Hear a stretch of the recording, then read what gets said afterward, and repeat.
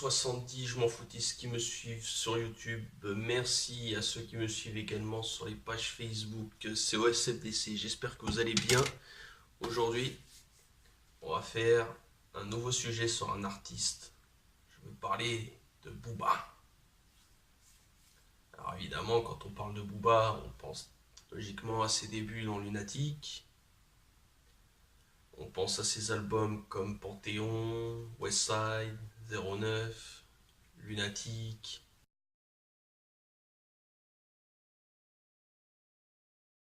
Les autopsies 1, 2, 3, 4, l'album Trône, et j'en passe. Bien joué, monsieur Dame. Bien joué, monsieur Dame. Bien joué, monsieur Dame. Ces classiques comme numéro 10, Avant de partir, Baby, Garde la pêche, Bulbi. Bon, je vais pas tous vous les énumérer, ce sont les plus gros classiques qu'on connaisse jusqu'ici de Booba. Et ce qui m'amène, c'est pas pour parler de l'artiste. Aujourd'hui, j'ai envie de vous parler des clashs de Booba. What the fuck? Parce que je vous l'ai dit, ça m'épuise. Chaque fois qu'on entend parler de Booba, si ça parle pas de sa musique, parce qu'il y a un clash. Il a un clash avec tout le monde. Alors je vais essayer de vous les énumérer, de vous en parler. Sûrement pas dans l'ordre, vous allez me dire, mais je vais essayer de faire de mon mieux. Premier clash, pour moi, que j'ai envie de citer, c'est avec Cynic. T'as voulu clasher SNK. T'es dans la merde. Alors c'est dans Autopsy 2, c'est dans le son du DUC je crois, où il dit les négros sont déclassés par Pokora Diam, c'est Cynic. Pourquoi? T'aimes pas leur musique, t'es pas obligé de faire chier le monde, on s'en bat les couilles en vrai. Et donc évidemment, qu'est-ce qui se passe? Cynic va mal le prendre, c'est là qu'il va sortir le carton jaune. Booba va rétorquer avec un carton rose. Pour les grosses baltringues. On attendait le retour de Cynic avec un carton rouge à l'époque. Bon, finalement, ça s'est pas fait. Parce que, on va pas se mentir, au moins Cynic aurait été le plus intelligent des deux. Je vois pas l'intérêt de se balancer pic sur pic pour rien, quoi. Et je pense que s'il y avait eu les réseaux à cette époque-là, on aurait eu des clashs qui auraient duré encore longtemps à ce sujet. C'est fou comme des fois il suffit d'une seule phrase pour que d'un seul coup tout parte en vrille. Et là vous allez vous en rendre compte parce que des clashs, il n'y en a pas qu'un seul. Cynic c'est le premier, le deuxième c'est Rof. La puissance, dès que j'arrive, sans la rage de vie. Et encore Rof, je dirais que c'est sûrement le premier vrai clash qu'il y a eu. Enfin, et encore il n'était pas réellement existant à cette époque-là.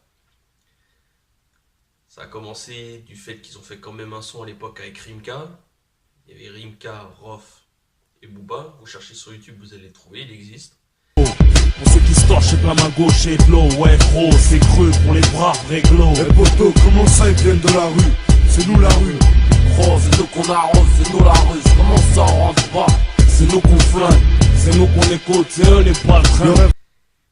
Et pareil, qu'ils ne sont pas très bien entendus, donc le son n'est jamais sorti réellement dans un album. Pourquoi? Parce que Rof voulait la prod du Crimpé de Lunatic. Et pareil qu'il y a eu de mauvais accords, que ça s'est mal passé. Bon ils se sont plus reparlés, il n'y avait rien de méchant, ça allait encore. Et puis un jour, Booba sort son son Wesh Moret. C'est là qu'il y a eu ce grand déclencheur réel de clash. Et Rof qui sort de nulle part avec Wesh Zoulette. Donc évidemment, je pense que s'il fait Wesh Zoulette, enfin c'est mon avis perso, c'est qu'il y a sûrement un différent encore plus loin que l'histoire du Crimpé. Et aller savoir comment, c'est aller super loin parce que ils se sont envoyés des petites piques par-ci par-là. Je crois qu'ils ont fait c'était les débuts des Instagram de Booba qui partaient en freestyle au niveau des clashs. Ça a fini au point que Booba, Rof et sa team se sont pointés dans un magasin de cut à l'époque pour tout renverser. Et c'est malheureusement un jeune vendeur qui s'en est pris plein la gueule. Rof qui s'est retrouvé à rembourser évidemment et qui a fait de la prison pour ça. autant vous dire que ça reste assez musclé. Et des gens attendent encore un combat de boxe, parce que ce qui paraît, il devait y avoir aussi un combat de boxe à l'époque, et pareil que Booba aurait refusé. Donc c'est un peu... On sait pas trop où ça a mené réellement toute cette histoire, mais ça a mené quelque part. Mais bon, là par la suite on va venir à un autre clash, et celui-là il est lié à la fouine.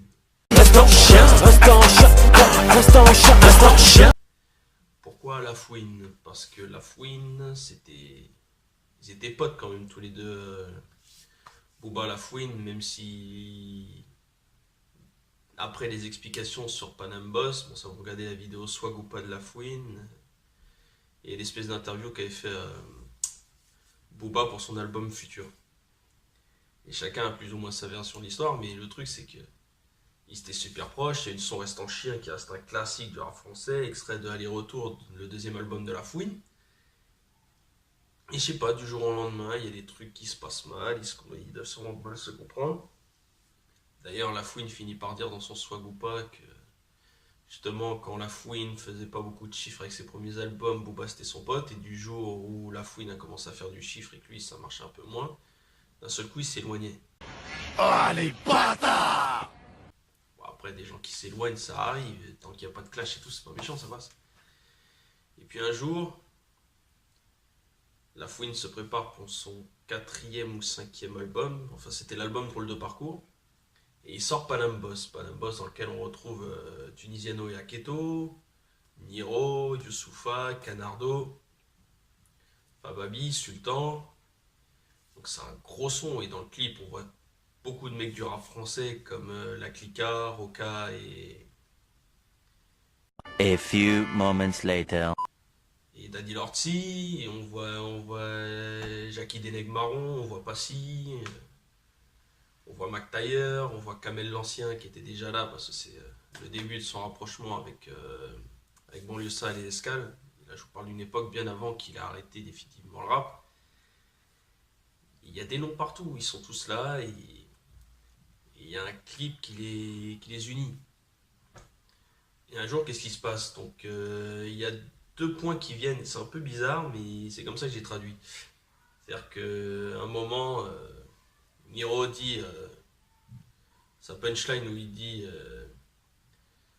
sucer la bite à Cross, et certains ont pensé que ça pouvait être une pique contre Booba, ce qui a été expliqué après une interview Rap Elite justement de Niro, où il dit justement que la punchline ne concernait pas du tout Booba. Donc ça, après ça s'est arrangé, c'était réglé.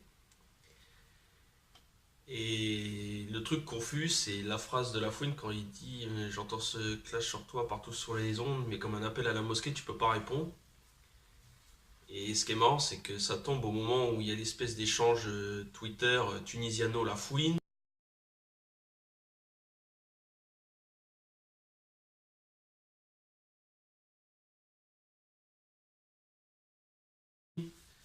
par rapport aux divers clashs que La Fouine a fait, que ce soit dans Jalousie où il dit le rap sans DJ Midi c'est comme Sniper sans Blacko, ou comme dans Reste en Chien, tu t'es fait griller comme Tunis et Aketo.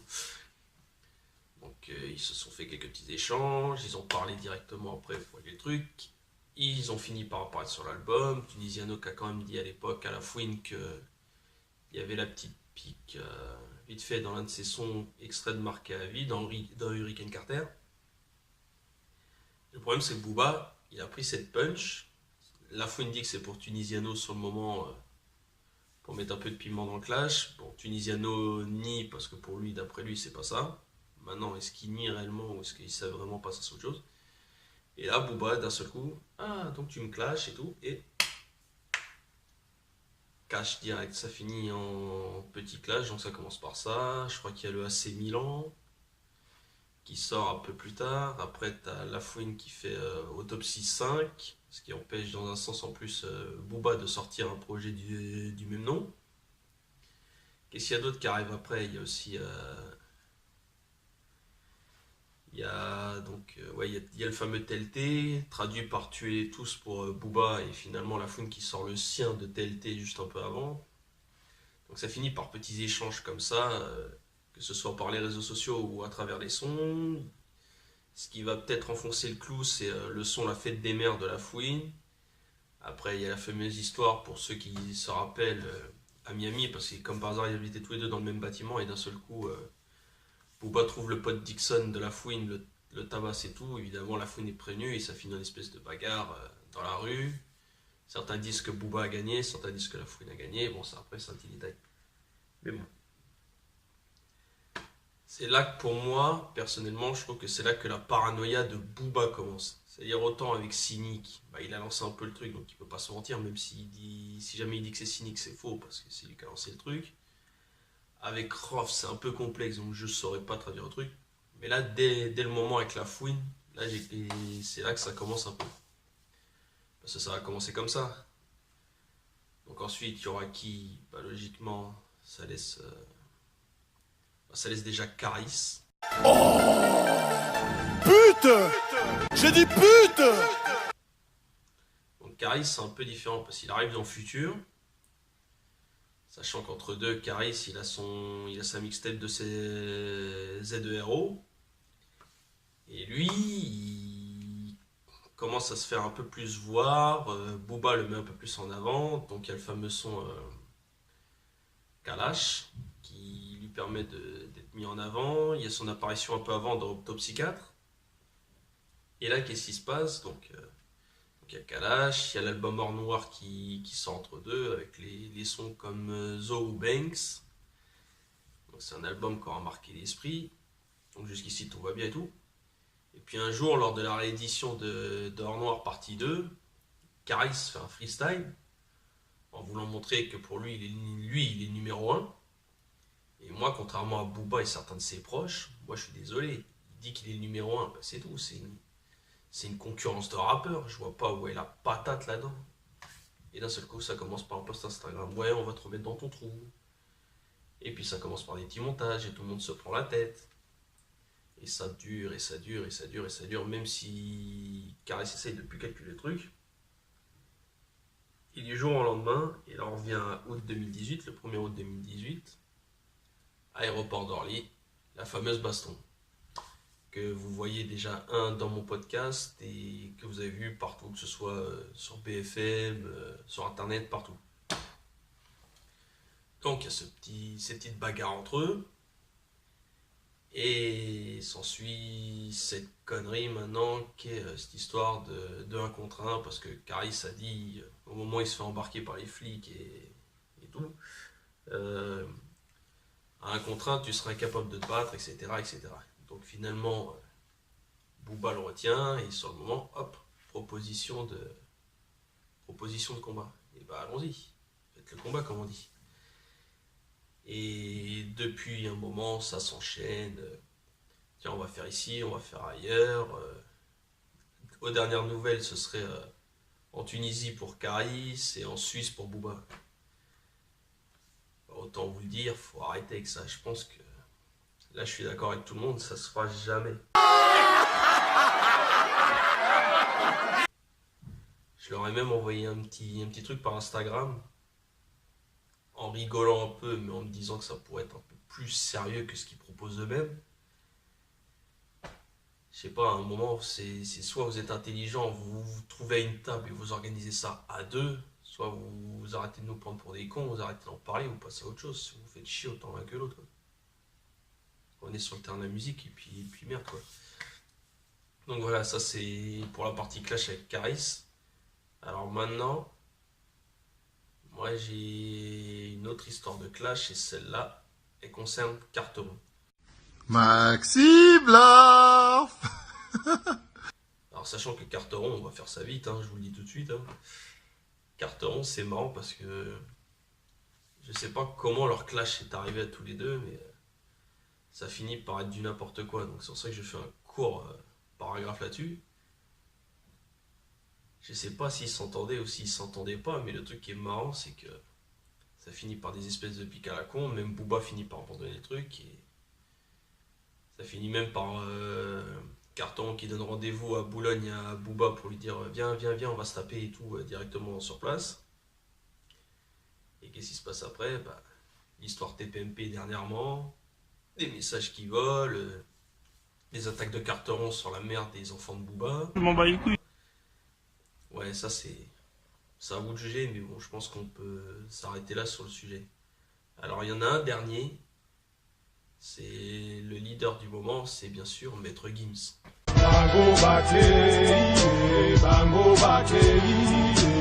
Pour Gims, c'est pas compliqué, bah, ils ont fait un son tous les deux. Diamant de sang sur mon alliance, 6 pieds sous terre sur mes vacances. Seul je navigue, je suis l'envoi de ma ville. Plus rien ne me fait rire. Ce soir je me lève. Et ce qui a embêté Gims à l'époque, c'est justement d'être sur un son avec Booba, mais de pas être en mode rappeur, juste en mode chanteur. Donc qu'est-ce qui se passe? Gims le prend mal, enfin Gims est un peu déçu, le son est sorti, donc mais il est un peu déçu tout machin. Et du jour où il finit par grimper depuis Surnaturel, Mon cœur avait raison, et puis même maintenant Ceinture Noire, bah, c'est clash sur clash, parce que évidemment Booba se croyant le numéro 1, ça va finir en pique par-ci, pique par-là, et tatata quoi. C'est juste la bagarre de je suis le numéro 1, ferme ta gueule quoi. Donc moi après, bon évidemment c'est clair que même si je suis plus vraiment fan du Booba actuel, c'est clair que j'écouterais... Non, je rigole en fait. Non, c'est clair que je préfère écouter encore du Gims quand il rappe, c'est plus réel quoi. Mais c'est vrai que voilà, sur une histoire de son et numéro 1, bah je sais pas. Le problème c'est qu'en fait, dès que Booba entend numéro 1 autre que lui, ça lui prend. Donc ma conclusion c'est Booba, passe à autre chose bordel. Tout le monde s'en bat les couilles de toi en vrai. Moi le premier. La preuve, je suis en train de faire une vidéo où je me moque de toi parce que tu fais des clashs de merde et dont tout le monde se fout. Et je sens que ça va chier. Tu t'en prends même à tonton Marcel. Si t'en es à t'en prendre à tonton Marcel sur internet, je vois pas l'intérêt quoi. Tu t'en prends même à Karine Le Marchand. Tu t'en prends à Joe Star. Si tu t'en prends pas à quelqu'un, tu t'ennuies. T'es défoncé ou quoi? Autant que tu le saches. Je préfère être franc avec toi, au moins tu sais. Bien joué, monsieur, dame. Bien joué, monsieur, dame. Pour moi, ce sera tout. Merci à ceux qui auront suivi ce podcast rap. N'hésitez pas à lâcher le pouce bleu si vous validez, le pouce bas si vous validez pas. Un hashtag on s'en fout si vous en battez les couilles. Votre commentaire sur tout ce que j'ai raconté jusqu'ici et en espérant avoir vos avis les plus sincères. Donc sur ce, je vous retrouve très vite. C'était OSFDC. C'était les podcasts rap. Sur ce, tchouka.